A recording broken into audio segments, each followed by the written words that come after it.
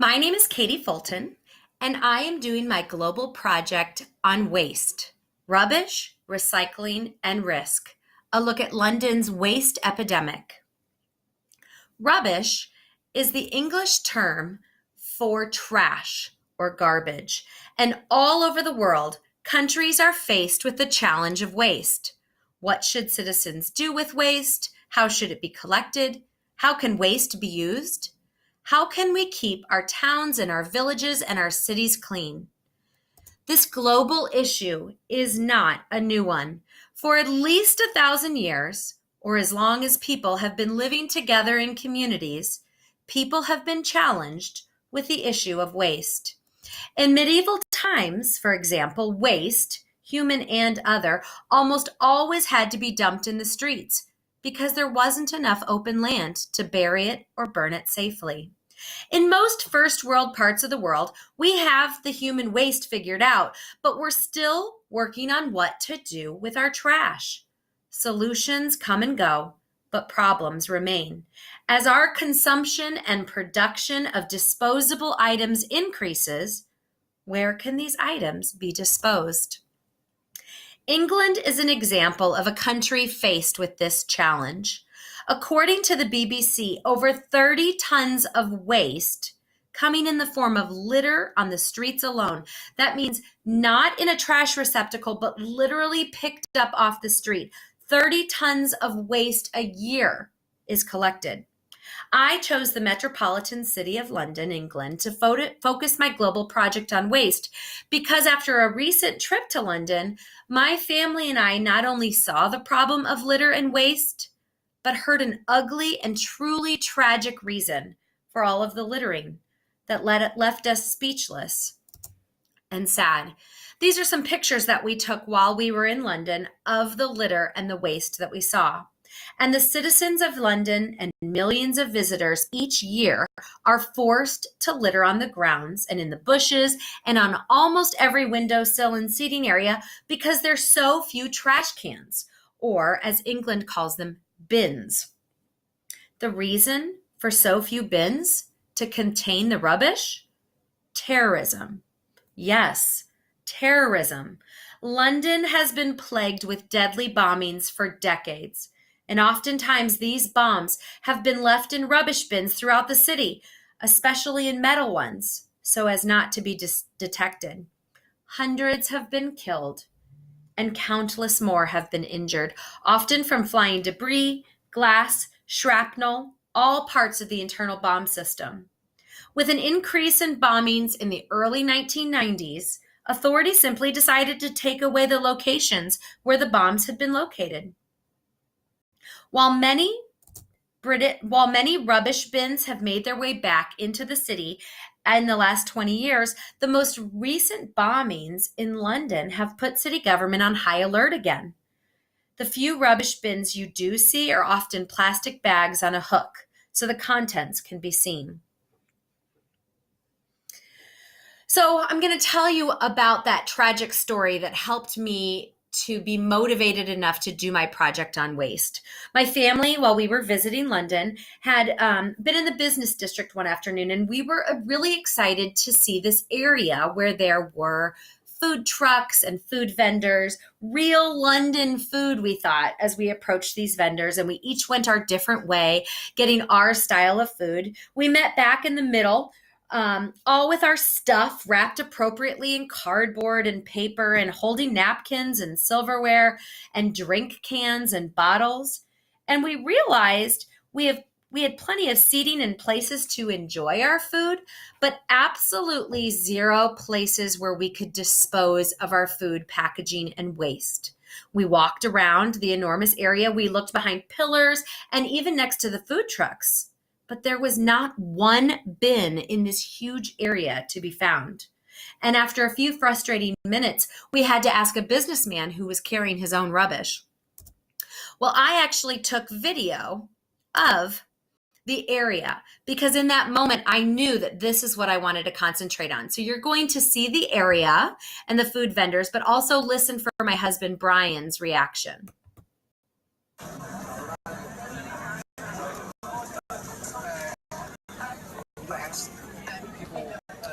who I bought this from to throw this away for me? I don't know what to do. Like, am I gonna walk around with this all day?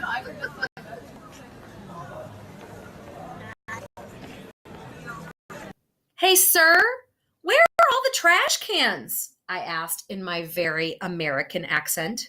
Nowhere. There aren't any, especially here in this business area, he said matter-of-factly. Why? My 12-year-old son blurted out inquisitively, but visibly stunned and concerned. Bombs. No bins, no bombs. At least that's what we hope, he said as he walked away, carrying his own rubbish. See, that's the reality of the people in London. No bins, no bombs, they hope. And in the meantime, thousands of tourists like me and other London citizens find themselves stuffing their book bags and their purses full of rubbish until they burst at the seams, or until they find a receptacle, or they litter right there on the streets, up against the pillars on that windowsill. I'm sure many didn't want to litter, but they can't carry their trash with them all day long. London and other towns in England deserve better. I love London. I think it's an absolutely incredible place to travel and visit to. And my hope is to share with you some themes of London and some wonderful things about it, so you too will fall in love with this area and be able to realize that this situation with trash and waste in London truly is rubbish. Power, authority, and government in London. So when we think about England, most of the time when we're thinking about power and authority, we think of the royal family. But actually, the royal family has not been part of the central government since the 1920s. Currently, the British monarchy, Queen Elizabeth II, she is considered head of state and the sovereign, but she is not the head of the government. The head of the government is the prime minister, currently a woman. The prime minister does not do everything alone. She has the parliament, which is made up of two houses, the House of Commons and the House of Lords. Together, they work together to run the government. London is a city in England rich with history, and everywhere you look, there are buildings that are hundreds of years old and hold stories and legacies of our past.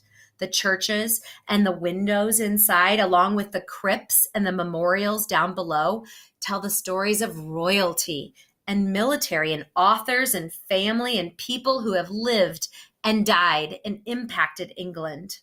When I think about the significant change that happened over time in England that made the most significance, it probably would be the building of the English Channel Tunnel in 1975.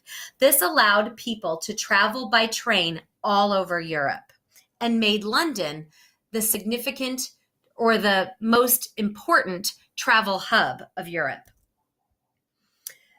When I think of culture, I think of religion and language and race and fashion and things to do and see and music and more. And you're going to learn more about some of the details of these, but I have to give you some of these statistics so that you can really see how rich culture is in London. There are over 170 museums, 857 art galleries, 800 bookshops, 380 public libraries. There are 17,000 live musical performances a year in over 300 venues. There's 250 festivals, and believe it or not, you can see a movie on on 796 public screens, to be exact, all in London. The people of London.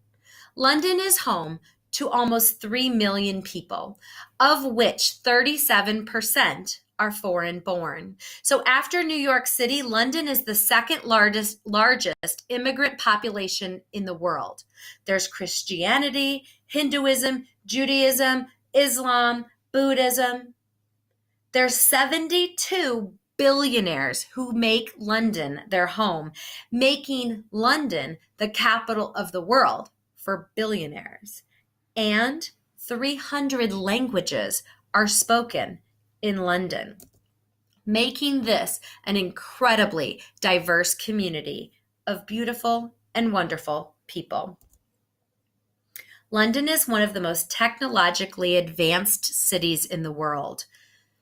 London is known for its financial and banking successes, and with that must come technology. Last year alone, 90 overseas investment and technology companies came to London for their headquarters, the biggest being a $1 billion investment for Google to have their European headquarters in London. And right across the street, Facebook. They all sit in this new area called a tech city. Production, distribution, and consumption. As I said, London is mostly known for its financial and banking attributes. However, they do produce Fuller beer, Nestle chocolate, United biscuits, and Tate & Lyle sugar.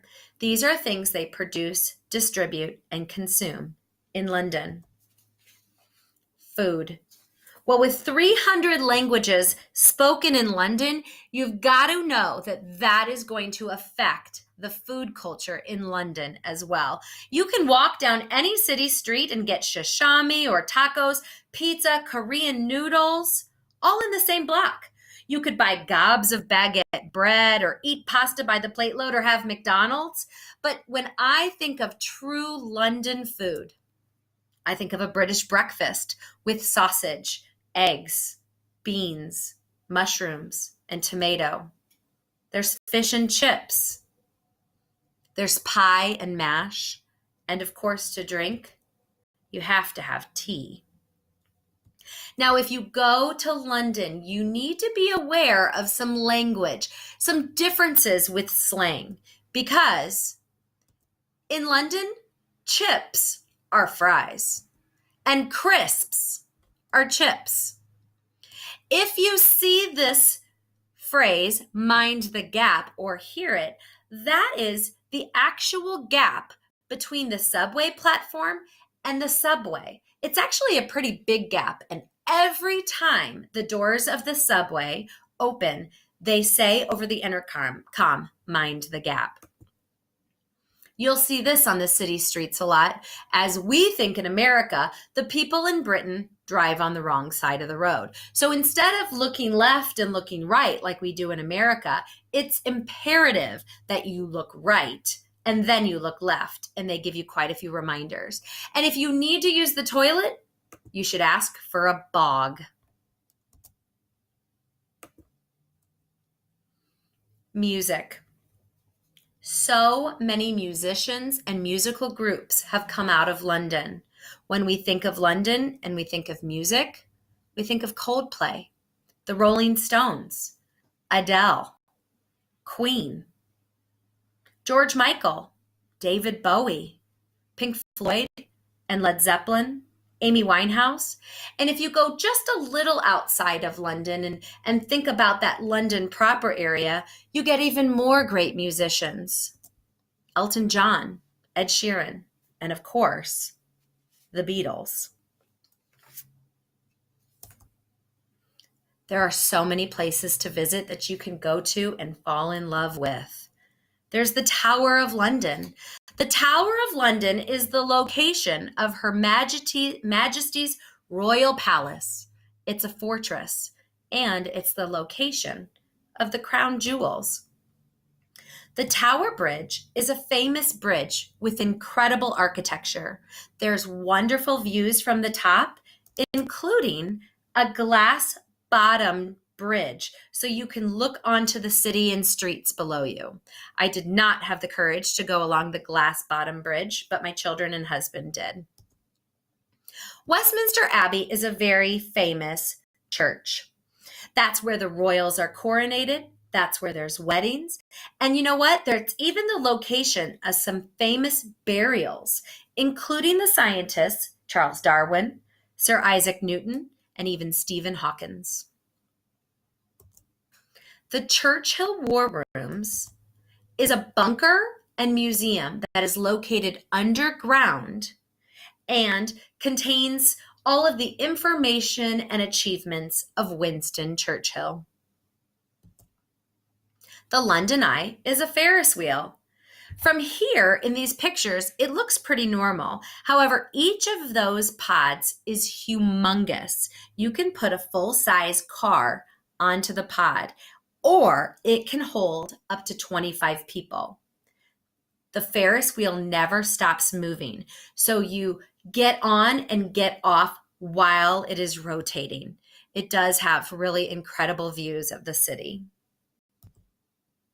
Big Ben and Parliament. As you can see here in this picture, Big Ben is under construction. You can't go inside, you can't tour it, and you can't even hear the famous chimes because it's under construction and being restored. So we couldn't go inside there. But Parliament, this is the beautiful, absolutely exquisite architecture building that contains the government of England.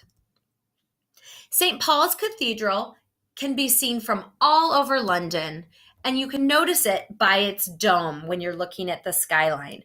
The cool thing about St. Paul's Cathedral is you can go inside, and you can go inside and up into that dome and travel, or you can also travel outside along the balcony that's on the top of the dome. You can even climb higher to a second balcony at the very tippy top to an open air walkway to see the sights from the city below. I could not go up there, but here are Brian, Alaric, and Amara enjoying the views of the city. Well, if you're a Harry Potter fan, you know that you can't go to London without stopping at King's Cross. You'll know that if you want to go to Hogwarts, you have to find platform 9 3/4 at King's Cross. And sure enough, we found it and were able to go to Hogsworth. Piccadilly Circus is a famous area. It's really just a street corner. It's known for shopping and its street performers and its youth hangouts. It is full of lights and full of brightness, and it's really exciting just to go down there and feel the energy of the young people that are in that area. Theater goes hand in hand in London. There's the Shakespeare Globe Theater dating back to 1599. Seeing theater productions is simply a way of life in London. You can catch a classic Shakespearean play, or the Harry Potter and the Cursed Child play that we saw while we were there. Or you could see Les Mis or the Phantom of the Opera or Hamilton. And you can see on Amara and my faces, we were very excited to have the privilege to be able to see a show while we were there and to experience something like the London people have as their culture. And of course, you cannot think of London without thinking of royalty. Whether you're thinking of Prince Harry and Meghan right now, or Queen Elizabeth, maybe you're thinking back in history with King George III, or current day with Princess Amara. London is nothing without their royal lineage. Everywhere you look in London, you will find royal influences. From the guards outside of Buckingham Palace, and including the household cavalry and the soldiers that you'll find. There's statues and crests and carriages, and there's china and churches and money and millions of royal trinkets and souvenirs. Everywhere you look, there's the royal family. We had a great time visiting Buckingham Palace and also the Royal Mews, which are the royal stables of the Queen, where you can see the golden carriage that is only used for coronation. I have fallen in love with London, not only me, but my family. And this issue of rubbish is just that. It's rubbish. It's not an issue to overlook or to catch a plane home and forget about. I have thought about rubbish on the roads hundreds of times since I've gotten back to America. And each time I look through my family pictures from our amazing journey to Europe, I not only see my cute family in the front, I see trash in the background, knowing that maybe if there had been bins for that rubbish, the streets would be clean. I don't know what it's like to personally fear bombings in my city, and I can't relate to feeling safer littering on the streets instead of worrying as I placed my hand into a garbage can. I don't understand how people could ever consider acts of violence in the underground and on bridges and on streets. I just don't get it. But it's a problem, and it's one that needs to be addressed. City and government officials are working on the problem. They're using technology to create smart bins where you can see what's inside and it's detected. They are using solar power to put on top of these waste receptacles to burn and diminish the waste so that there's less that's produced. But honestly, my solution, it's so much simpler. Just have more of those hanging plastic bags so that London people and travelers can feel safe putting trash in and knowing that there isn't a bomb in there.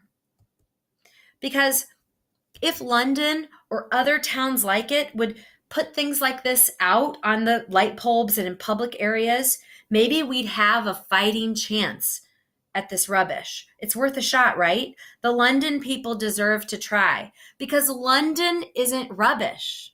London is love. Thank you.